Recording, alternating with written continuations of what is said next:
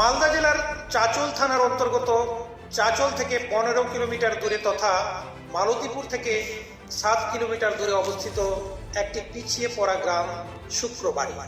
কথিত আছে শিক্ষাই পারে একটি পিছিয়ে পড়া এলাকার উন্নতি ঘটাতে, আর এই কথাকে উপলব্ধি করেই এলাকায় জ্ঞানের আলো ছড়িয়ে দিতে 1971 সালে এই গ্রামের শিক্ষাব্রতী মরহুম আবুল কাসেম সাহেব এলাকার শুভবুদ্ধি সম্পন্ন ব্যক্তিদের সহায়তায় প্রতিষ্ঠা করেন শুক্রবাড়ি আবুল কাসেম হাই মাদ্রাসা।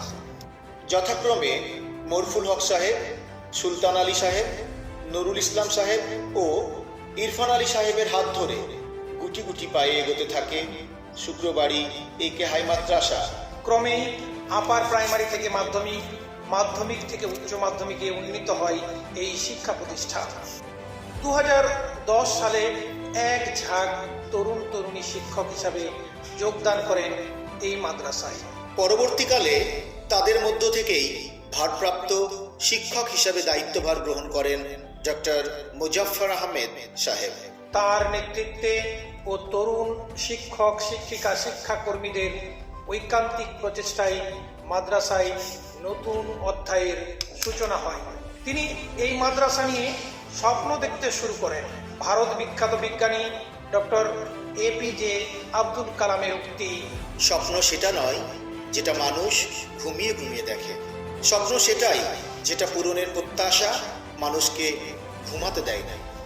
এই ভাবনাকে সামনে রেখে মাদ্রাসাকে নতুন আঙ্গিকে গড়ে তোলার স্বপ্ন বাস্তবায়ন করার লক্ষ্যে তিনি দিন রাত এক করে দেন। তার নেতৃত্বে মাদ্রাসা শিক্ষক ও ছাত্রছাত্রীদের যৌথ প্রচেষ্টার ফলে মাদ্রাসায় বিভিন্ন কর্মসূচি পালিত হতে থাকে। মাদ্রাসার শিশু সংসদের তৎপরতায় যেমন মাদ্রাসা গাছপালাই সমৃদ্ধ হয়, তেমন পরিচ্ছন্নতাও দিন দিন বৃদ্ধি পেতে থাকে। 2009 সালে আমরা এক ঝাঁক তরুণ শিক্ষক এই মাদ্রাসায় যোগদান করি। যদিও মাদ্রাসাটি 1971 খ্রিস্টাব্দের জানুয়ারি মাসের 1 তারিখে স্থাপিত হয়। তারপরে আস্তে আস্তে এই মাদ্রাসার পথ চলা শুরু হয়, প্রথমে জুনিয়র হাই হিসাবে, তারপরে হাই, তারপর উচ্চ মাধ্যমিক। যখন থেকে তরুণ তুর্কি যে সমস্ত শিক্ষক মাদ্রাসায় যোগদান করেন, তারপর থেকে তাদের মধ্যে দেখা গেছিল একটি অভিনব কর্ম ক্ষমতা। প্রত্যেকে তার নিজের ইচ্ছা শক্তির মাধ্যমে মাদ্রাসাটাকে গড়ে তুলল একটা সুন্দর প্রতিষ্ঠান রূপে। আমাদের প্রথম উদ্দেশ্যই ছিল ছাত্রছাত্রীদের জন্য যে কোনো শিক্ষা প্রতিষ্ঠান যাতে আকর্ষণের একটা জায়গা হয়, তাহলেই হয়তো ড্রপ আউট কমে যাবে।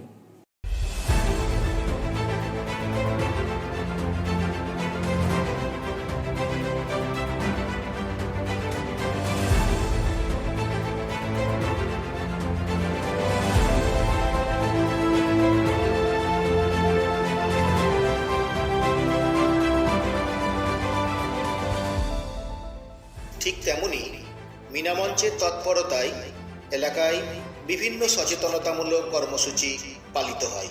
পাশাপাশি শৌচাগার নির্মাণ ও তার ব্যবহার, বাল্যবিবাহ প্রতিরোধ ইত্যাদি কর্মসূচি অনুষ্ঠিত হতে থাকে।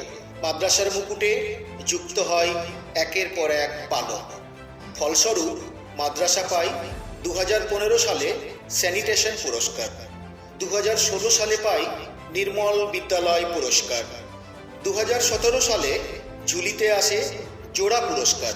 একটি হলো চাঁচল মহকুমার পরিচ্ছন্নতম বিদ্যালয় পুরস্কার, আর অপরটি হলো মালদা জেলার একমাত্র বিদ্যালয় হিসাবে রাজ্য পর্যায়ের শিশু মিত্র পুরস্কার। এগিয়ে চলে মাদ্রাসা, জেলা থেকে রাজ্যে ছড়িয়ে পড়ে মাদ্রাসার সুনাম। মাদ্রাসাকে আমরা সৌন্দর্যায়নের দিক থেকে গড়ে তোলার চেষ্টা করলাম। তারপর থেকেই দেখলাম ও ছাত্রছাত্রীদের মাদ্রাসা আসার সংখ্যাটা অনেকটাই বেড়ে গেল, ড্রপ আউটটা স্বাভাবিকভাবে কমতে শুরু করলো।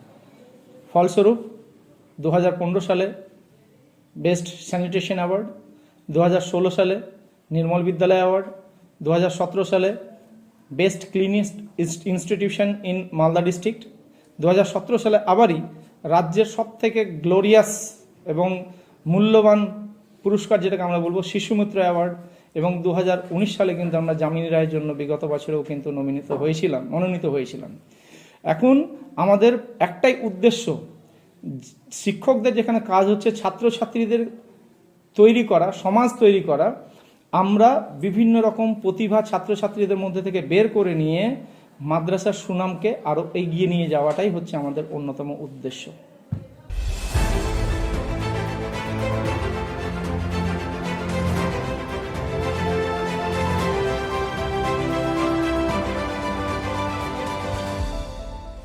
মাদ্রাসায় সংযোজিত হয় অ্যাকুয়ারিয়াম, স্থাপিত হয় ভাষা স্মৃতিস্মারক, জিওগ্রাফি ও বায়োলজি ল্যাবরেটরি, শরীর চর্চার জন্য জিমনেসিয়াম, বৃষ্টির জল সংরক্ষণ করার জন্য রেইন ওয়াটার হারভেস্টিং, ভৌমজল স্তর ধরে রাখার জন্য ওয়াটার লেয়ার রিচার্জ পয়েন্ট, বিদ্যুৎ ব্যয় কমানোর জন্য স্থাপিত হয় সোলার সিস্টেম। ছোট শিশুদের খেলার জন্য স্লাইডার, ছাত্রছাত্রীদের জ্ঞান ভাণ্ডার সমৃদ্ধ করতে লাইব্রেরি, চলমান ঘটনা সম্পর্কে ছাত্রছাত্রীদের অবগত করানোর জন্য লাইব্রেরির সামনে দৈনিক পত্রিকা রাখার ব্যবস্থাও করা হয়।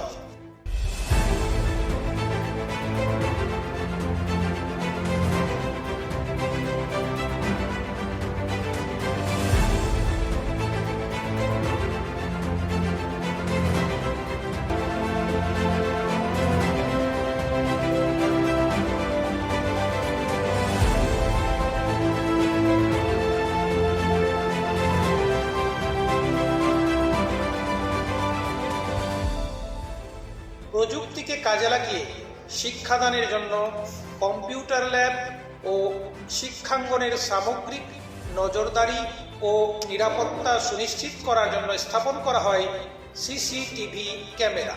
ছাত্রছাত্রীদের সৃজনাত্মক কাজে আগ্রহী করতে বিভিন্ন সময়ে আয়োজন করা হয় অঙ্কন প্রতিযোগিতা। তাদের আঁকা ছবি ও তাদের দ্বারা নির্মিত বিভিন্ন মডেল, চার্ট সংরক্ষণ করার জন্য ও ছাত্রছাত্রীদের উৎসাহিত করার জন্য প্রদর্শনী কক্ষের উদ্বোধন করা হয়।